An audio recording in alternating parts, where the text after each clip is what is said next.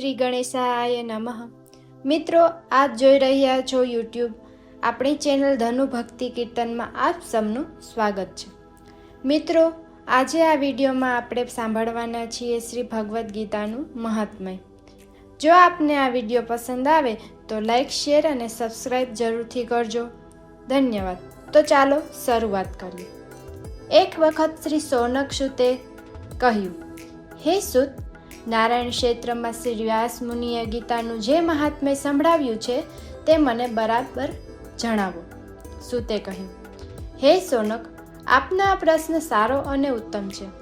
બહુગુપ્ત એવા ગીતા મહાત્મ્યનું બરાબર વર્ણન કોણ કરી શકે તેમ છે? તેના મહાત્મ્યને તો શ્રી કૃષ્ણ જ સારી રીતે જાણે છે. તેમના પછી અર્જુન, વેદવ્યાસ, સુખદેવ, યાજ્ઞવલ્ક્ય અને જનકનું સ્થાન છે. તેમના સિવાય બીજા લોકો તો ફક્ત કાનથી સાંભળીને લેશ માત્ર જ વર્ણન કરી શકે છે.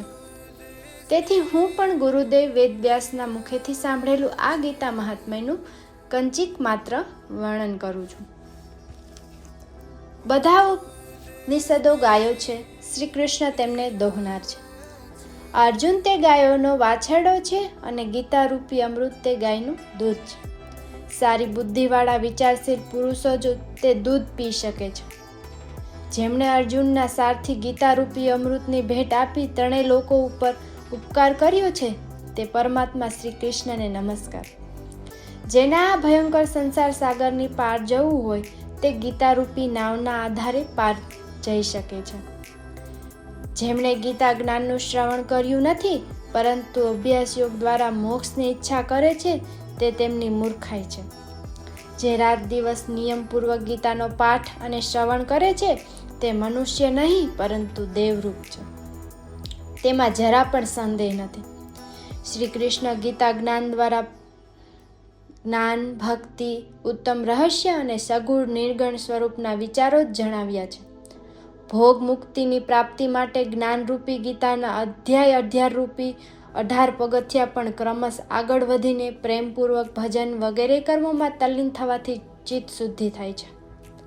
જે મનુષ્ય ગીતાનો અર્થ જાણતો નથી તે નીચથી પણ નીચ છે. તેના સુંદર શરીર, સારો સ્વભાવ, વૈભવ, ગૃહસ્થ ધર્મ, ભાગ્ય, આબરૂ, પ્રજા, વ્રત, તપ અને યશને પણ ધિક્કાર છે. તેને પૂરેપૂરો રાક્ષસ જ સમજવો જોઈએ. જે આનો પાઠ 11 વગેરે પર્વના દિવસે દેવાલય, દેવ મંદિર અને તીર્થમાં અથવા નદી કિનારા પર કરે છે તેના પર ભગવાન પ્રસન્ન થાય છે.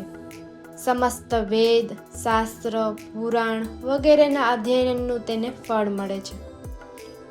જે દરરોજ ગીતાના અર્થ, શ્રવણ અથવા કથન કરે છે તે પરમ સ્થાન મેળવનાર ભાગ્યશાળી બને છે. જે ગીતાનું પુસ્તક દાન કરે છે તેને યશ, સદભાગ્ય અને તંદુરસ્તીનો લાભ મળે છે અને તેની સ્ત્રી હંમેશા તેને અનુકૂળ રહે છે.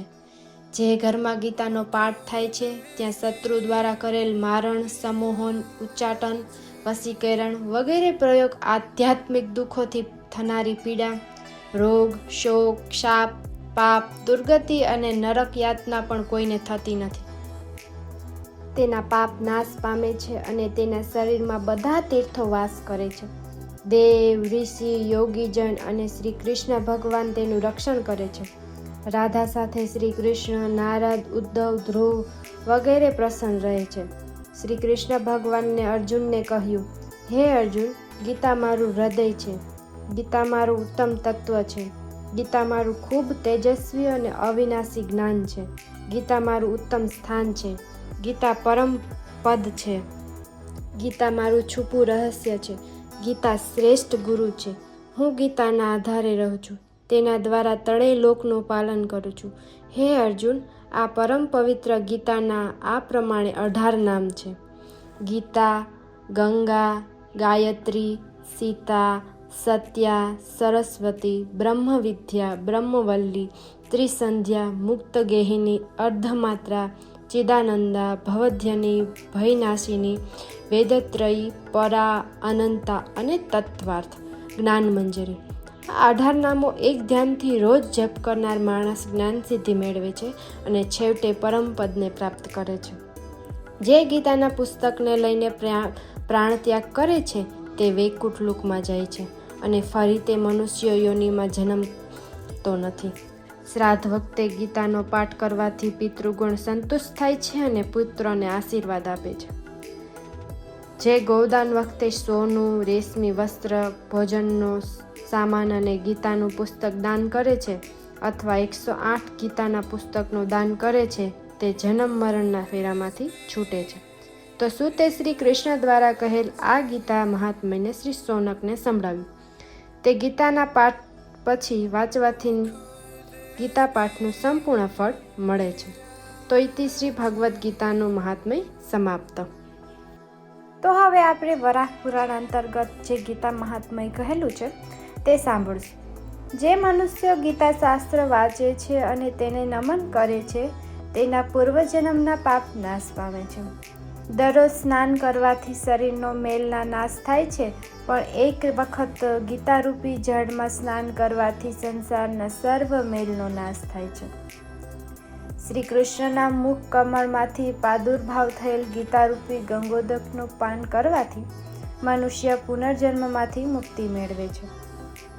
બધા ઉપનિષદો ગાયો છે અને શ્રી કૃષ્ણ તેમને દોહનાર છે. અર્જુન વાછરડો છે. જ્ઞાનરૂપી સારી બુદ્ધિવાળા મનુષ્ય અમૃત રસ પીનાર છે. ગીતારૂપી અમૃત ઉત્તમ દૂધ છે. ગીતા જ એક શાસ્ત્ર છે. દેવકી પુત્ર શ્રી કૃષ્ણ જ એક દેવ છે. શ્રી કૃષ્ણનું નામ જ એક મંત્ર છે અને શ્રી કૃષ્ણની સેવા જ એક કર્તવ્ય છે. આ બાબતે પૃથ્વીએ શ્રી વિષ્ણુ ભગવાનને પૂછ્યું, હે પ્રભુ, પોતાના નસીબનું ફળ ભોગવનાર મનુષ્યને આપની અનન્ય ભક્તિ કેવી રીતે થાય છે? વિષ્ણુ ભગવાને કહ્યું, હે પૃથ્વી, જે મનુષ્ય નસીબ કર્મોના ફળ ભોગવતા હંમેશા ગીતાના અભ્યાસમાં તત્પર રહે છે અથવા તેનું ધ્યાન ધરે છે, તેના બધા જ પાપોનો નાશ થાય છે. પછી તે મુક્ત બને છે. જ્યાં આગળ ગીતાનું પુસ્તક વચાય છે અથવા જ્યાં ગીતાનું પૂજન થાય છે ત્યાં જ બધા ગંગાદી તીર્થો, દેવ, ઋષિ, યોગી, સર્પ, ગોપ, ગોપિકા, નારદ, ઉદ્ધવ વગેરે પાર્ષદો રહે છે અને હું પણ સહાયક રૂપમાં રહું છું. હું ગીતાના આધારે રહું છું. ગીતા મારું ઘર છે. તેના આધારે હું ત્રણેય લોકોનું પાલન કરું છું. ગીતા મારી શ્રેષ્ઠ વિદ્યા છે, જે બ્રહ્મરૂપા, અર્ધમાત્રા, અક્ષરા, નિત્ય અને પ્રતિપાદનના અયોગ્ય પદવાળી અર્થાત કેવળ અનુભવગમ્ય, વેદત્રયી, સર્વશ્રેષ્ઠ, આનંદ સ્વરૂપ તથા તત્વજ્ઞાન સ્વરૂપ છે. જે મનુષ્ય એક ચિત્તે ગીતાના 18 અધ્યાયનું રોજ વાંચન કરે છે તે જ્ઞાન સિદ્ધિ મેળવે છે અને છેવટે પરમપદ મેળવે છે. જે 9 અધ્યાયનો પાઠ કરે છે તેને ગૌદાનનું પુણ્ય ફળ મળે છે. જે 6 અધ્યાયનો પાઠ કરે છે તેને ગંગા સ્નાનનું ફળ મળે છે. જે 3 અધ્યાયનું વાંચન કરે છે તેને સોમયાગનું ફળ મળે છે અને જે 1 અધ્યાયનો પાઠ કરવાથી કૈલાસમાં રુદ્રગઢ મરીને ચિરકાળ રહે છે. જે દરરોજ 10, 7, 5, 4, 3, 2 અથવા 1 શ્લોક અથવા તો અડધા શ્લોકનો પાઠ કરે છે અથવા ગીતાનો પાઠ કરતાં શરીર ત્યાગ કરે છે ને તે 10,000 વર્ષ સુધી ઇન્દ્રલોકમાં વાસ કર્યા પછી ફરીથી મનુષ્ય યોનિમાં જન્મ લઈ ગીતાનો અભ્યાસ કરે છે અને ગીતા કહેતા પરમગતિ મેળવે છે. જે ગીતાના અર્થને સાંભળે છે અથવા ધ્યાન રાખે છે તે જીવ પાપ મુક્ત થઈ અને દેહાંત પછી વૈકુંઠમાં પરમપદ મેળવે છે. જનક વગેરે ઘણા રાજાઓ ગીતાના આધારે પાપ રહિત થયા અને ગીતા કહેતા પરમપદ થયા. જે ગીતાનો પાઠ કરીને મહાત્મયનો પાઠ નથી કરતો તેનો ગીતા પાઠ વ્યર્થ જાય છે. તે કેવળ પરિશ્રમ માત્રાનો જ ભાગીદાર બને છે. જે આ મહાત્મયની સાથે ગીતાનો પાઠ કરે છે તે ગીતાના પાઠના ફળનો ભાગીદાર બની દુર્લભ ગતિ મેળવે છે. તો સૂતજીએ કહ્યું, હે ઋષિઓ, મેં ગીતાનું આ સનાતન મહાત્મ્ય કહ્યું. જે આ મહાત્મ્યને સાંભળે છે અંતે વાંચશે તે સંપૂર્ણ ગીતાના પાઠનું ફળ મેળવવા ભાગ્યશાળી બનશે. ઇતિ શ્રી વરાહ પુરાણ અંતર્ગત ગીતા મહાત્મ્ય સમાપ્ત.